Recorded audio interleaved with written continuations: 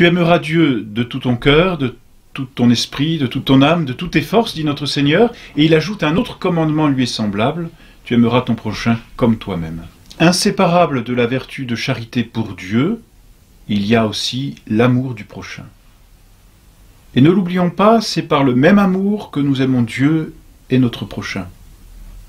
L'amour du prochain, la charité vis-à-vis du prochain, c'est une vraie charité, ce n'est pas un humanisme, car un humanisme, c'est l'amour de l'homme pour lui-même. Or ici, nous parlons de la charité, c'est-à-dire l'amour de Dieu.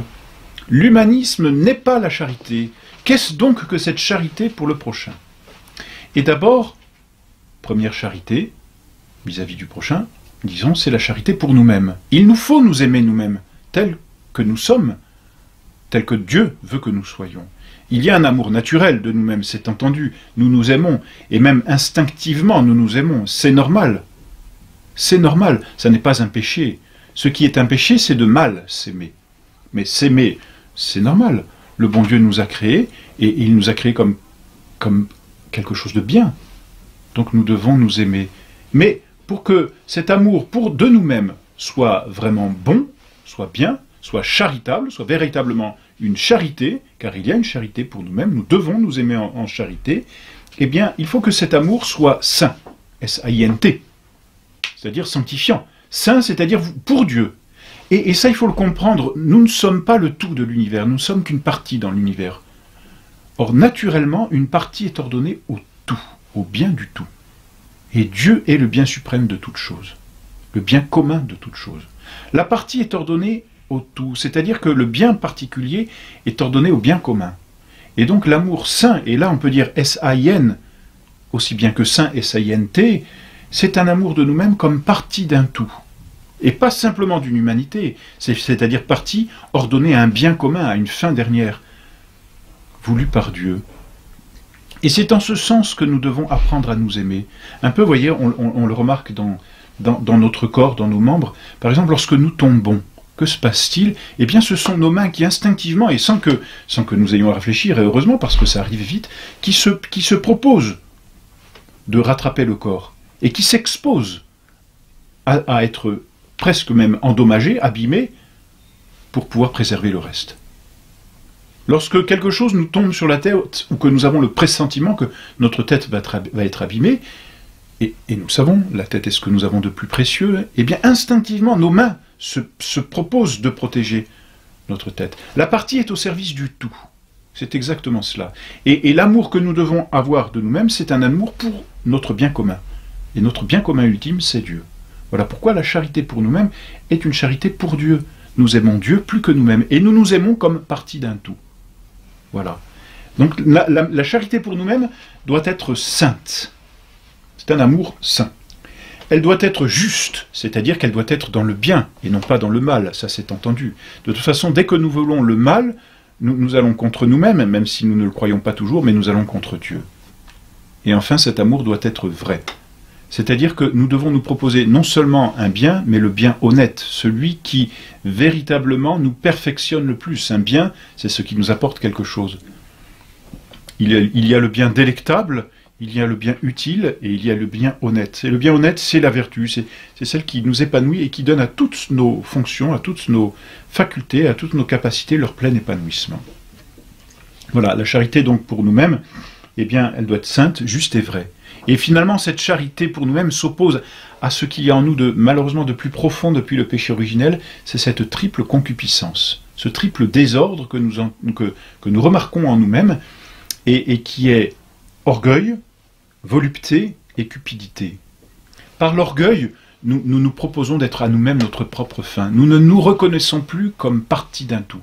Non serviam, dit Satan. C'est cela le péché de Satan, un péché d'orgueil, péché de haine de Dieu qui est notre fin et notre tout. Et Satan dit, je serai à moi-même ma propre fin. Je suis à moi-même mon propre tout. Je n'ai plus aucune dépendance. Eh bien, en nous, il y a toujours ce fond d'orgueil qui, malheureusement, reste. Et donc, il y a toujours en nous un amour disproportionné qui n'est plus sain, qui n'est plus juste, qui n'est plus vrai. C'est la première blessure contre laquelle il nous faut combattre par l'obéissance, mais la bonne obéissance, c'est-à-dire la dépendance vis-à-vis de Dieu. Deuxième blessure, c'est la volupté. C'est le plaisir illicite, c'est-à-dire que nos facultés inférieures, révoltées contre nos facultés supérieures, vont chercher leur bien particulier. C'est exactement la même chose que l'orgueil, finalement, mais dans un autre milieu, si l'on peut dire. C'est-à-dire que nos facultés inférieures, nos sens, par exemple, vont chercher leur propre bien en dehors de la raison. Donc c'est pareil, les sens se révoltent et disent « nous nous suffisons à nous-mêmes ». Nos passions se révoltent et disent « nous sommes autonomes, nous n'avons pas besoin ni de la raison, ni de l'intelligence, ni de la volonté, nous nous suffisons à nous-mêmes ». C'est la volupté. Et justement, pour vaincre cette volupté, il faut remettre en ordre, c'est-à-dire soumettre à nouveau, et ça n'est plus qu'une question, ça n'est plus seulement une question d'obéissance ici, mais soumettre à nouveau notre partie inférieure à la partie supérieure, c'est l'ascèse, c'est la mortification précisément. Et puis enfin, troisième blessure, c'est la cupidité. C'est celle qui nous fait vouloir notre bien non plus en nous-mêmes, non plus dans ce qu'il y a inférieur en nous, mais dans ce qu'il y a d'extérieur à nous, et de même plus inférieur encore, les choses matérielles. Et là, malheureusement, notre société regorge d'exemples. D'ailleurs, on voit bien comment cette triple concupiscence aujourd'hui se développe.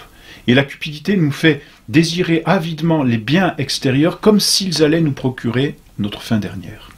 Et donc ils s'opposent directement à la charité s'ils ne sont pas mortifiés.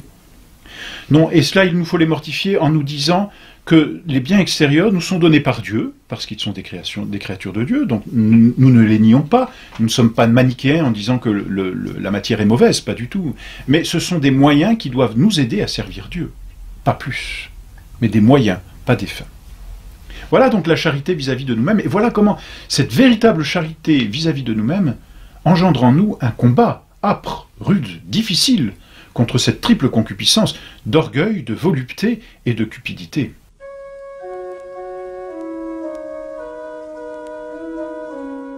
Et ensuite, charité vis-à-vis du prochain.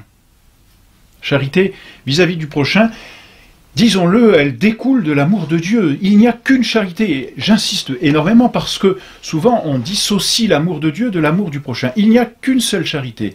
Et la charité vis-à-vis du prochain découle de charité vis-à-vis de Dieu. Notre Seigneur dit « un autre commandement lui est semblable ». C'est-à-dire qu'un autre, il le fait dépendre du premier, mais il dit « c'est semblable, c'est le même amour ». Et il en dépend. Un autre commandement lui est semblable, tu aimeras ton prochain comme toi-même. Qu'est-ce que cela veut dire? Ça veut dire que nous devons aimer notre prochain pour Dieu, en Dieu. Nous l'aimons naturellement, déjà, notre prochain. Et je dirais la raison nous le commande parce que les autres hommes participent de la même nature que nous. Ils ont donc une perfection, au moins quantitative, dans leur être, de ce qu'ils sont des hommes, qui est semblable à la nôtre. Et donc nous sommes portés à les aimer parce qu'ils sont nos semblables. Mais cela, ce n'est pas encore la charité, c'est un humanisme, c'est vrai. C'est pas un mal en soi, mais ce n'est pas la charité, et on ne peut pas confondre l'un et l'autre. Ce qui nous fait aimer notre prochain en charité, c'est que Dieu le veut pour son propre bonheur. C'est qu'il doit, lui aussi, il est prévu pour servir à la gloire de Dieu, et puis en plus, il est capable de béatitude. Le prochain, c'est-à-dire les hommes qui sont autour de nous, ont été créés par Dieu pour la gloire de Dieu. C'est déjà merveilleux. Donc ils sont là normalement pour servir Dieu, mais ils ont été créés aussi pour participer à cette gloire dans la béatitude, c'est-à-dire pour connaître Dieu face à face et l'aimer dans l'éternité. C'est le bien souverain. Or, aimer quelqu'un, c'est lui vouloir son bien. Et quel est le bien de notre prochain? C'est Dieu. Voilà pourquoi aimer notre prochain, c'est aimer Dieu dans notre prochain. C'est vouloir que Dieu soit glorifié dans notre prochain. Voilà ce que c'est que la charité. C'est pas simplement vouloir qu'il ait à manger, qu'il soit bien vêtu, qu'il ne souffre pas, ça ne suffit pas. Si on ne lui donne pas le bien souverain, on ne l'aime pas. Aimer, c'est vouloir le bien. Alors quand on aime notre prochain, en charité, on lui veut, puisque c'est la charité, le bien souverain, le bien ultime, la fin dernière, Dieu. Aimer en charité, c'est proposer à notre prochain Dieu lui-même. C'est l'amener à Dieu, c'est vouloir qu'il glorifie Dieu, c'est vouloir que Dieu soit glorifié en lui. Voilà pourquoi l'Église a toujours voulu cette charité par les missions qu'elle a encouragées dans le monde entier. Pourquoi? Pour apporter l'évangile du grec, bonne nouvelle, Bonne nouvelle, vous êtes fait pour Dieu. Bonne nouvelle, Dieu s'est incarné. Bonne nouvelle, Dieu vous donne la grâce. Bonne nouvelle, Dieu vous appelle à son intimité. C'est cela la charité pour le prochain. La charité pour le prochain, c'est pas lui dire « faites le mal, de toute façon Dieu est bonasse, Dieu est bon, Dieu vous pardonnera tout ». Pas du tout. On ne glorifie pas Dieu en faisant le mal. Donc la charité pour le prochain, c'est une charité, c'est un amour de Dieu dans le prochain. Et c'est un amour du prochain en Dieu, pour Dieu. C'est l'ordonner à Dieu. Voilà pourquoi le prochain, pour nous, c'est tous ceux qui sont capables de béatitude. Tous ceux qui sont capables de pouvoir aller au ciel. C'est ça la béatitude. Notre prochain, donc, ce sont tous les hommes qui sont sur cette terre, qui ne sont pas encore morts et qui peuvent toujours aller au ciel. Notre prochain, ce sont les âmes du purgatoire, qui ne sont pas encore en présence de Dieu, mais qui le seront bientôt quand elles seront délivrées de leur purification. Notre prochain, ce sont tous les saints du ciel, parce qu'ils sont déjà dans la gloire de Dieu. Et donc nous les aimons en charité pour la gloire qu'ils ont et qu'ils procurent à Dieu. Notre prochain, ce ne sont pas les âmes ce ne sont pas les âmes qui sont en enfer. Nous ne pouvons pas aimer en charité les âmes qui sont en enfer. Nous ne pouvons plus rien pour ces âmes. Elles sont damnées pour l'éternité. Elles ont reçu leur récompense, le jugement de ce qu'elles ont fait. Et pour l'éternité, elles sont maudites de Dieu. Allez au feu maudit, ce feu qui a été prévu pour vous de toute éternité. Elles ne peuvent plus servir Dieu. Elles ne peuvent plus le posséder.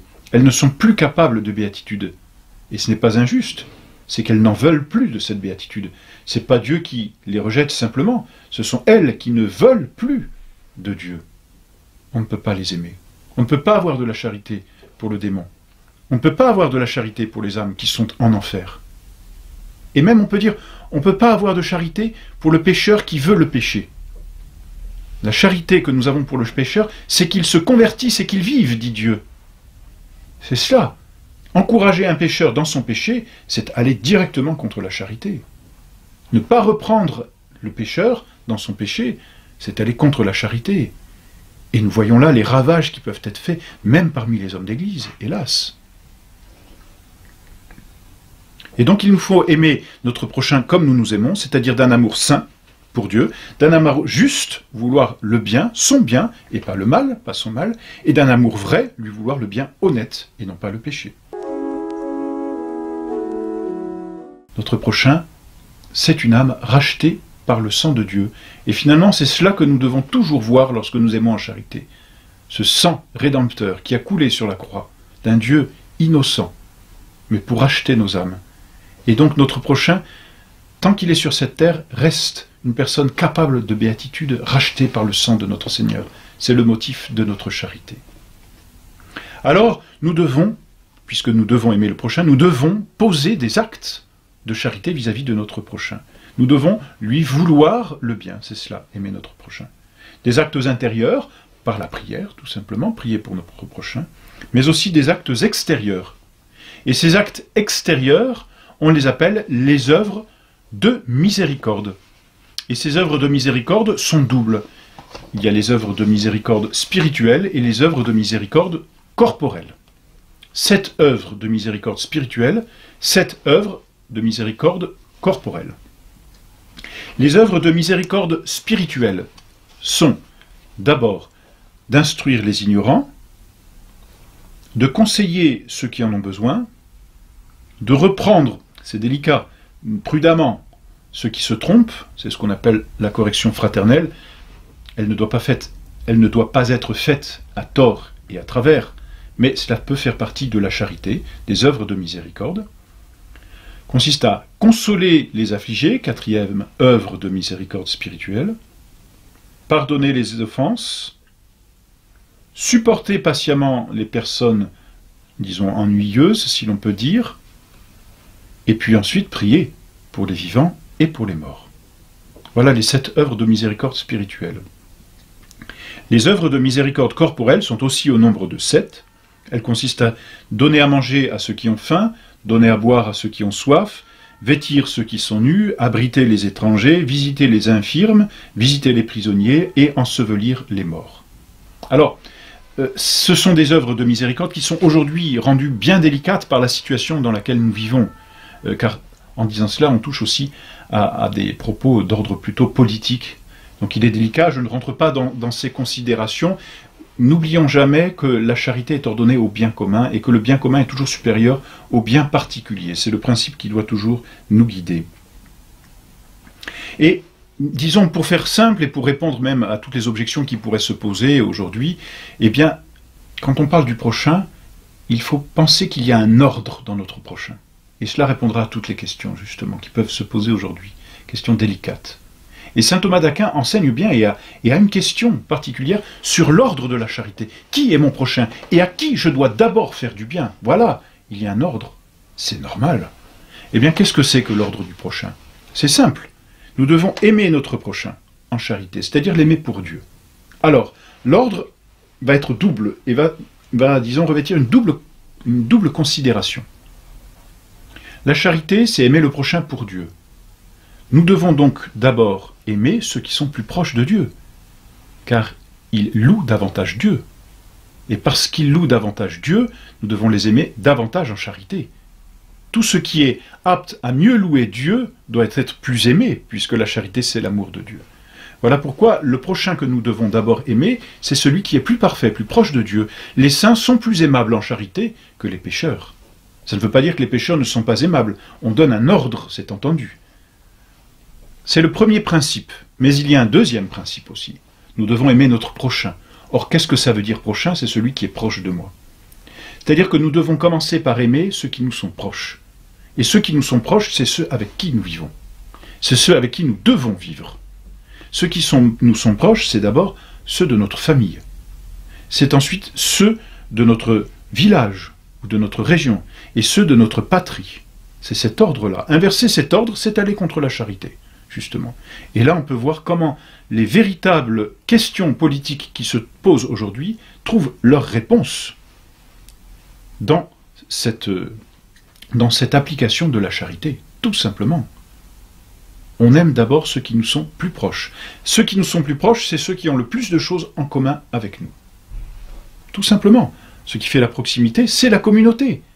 Et donc on défend d'abord sa communauté, légitimement, naturellement, surnaturellement, et en charité.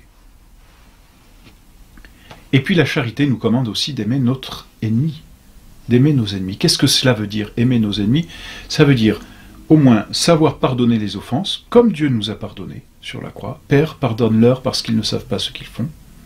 Et ensuite, aller à leur secours lorsqu'ils en ont besoin, surtout du secours spirituel. Quand on peut procurer à quelqu'un la grâce de la conversion, on lui manifeste au plus haut point son amour de charité. On l'aime pour Dieu et on rend gloire à Dieu s'il se convertit. Bien sûr, tout comme la charité vis-à-vis de Dieu, on peut pécher contre la charité vis-à-vis du prochain. Par la haine, d'abord, c'est-à-dire par cette inimitié que l'on peut avoir contre le prochain, en lui voulant directement du mal, en le détestant profondément, ou alors en détestant ses qualités, pas son mal. Il faut détester le mal du prochain, on ne peut pas aimer le mal. L'amour doit être toujours sain, juste et vrai. Donc on ne peut pas aimer le mal. Et puis tout ce qui est discorde, querelle, rixe, guerre, tout cela ce sont autant de péchés qui vont directement contre la charité.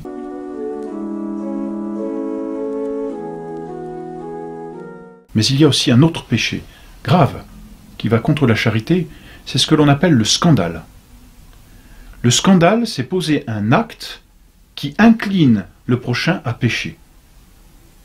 Vous voyez, c'est comme Saint Jean Bosco disait que le scandale, c'est comme un croche-pied. Je mets mon pied et celui qui se heurte à mon pied tombe. Je fais tomber par mon acte le prochain. Je suis cause qu'il va pécher. Or, en causant le péché, je cause en lui la ruine de son amitié pour Dieu. Et donc, je détruis la charité par le scandale. C'est un péché extrêmement grave et dont les conséquences sont incalculables. On pense au scandale, par exemple, de Jean-Paul II, qui embrasse le Coran. C'est un scandale, puisque c'est reconnaître, parce que embrasser, c'est un signe d'amitié, c'est donner une amitié à ceux qui n'ont pas le vrai Dieu. C'est donner une amitié à une fausse religion.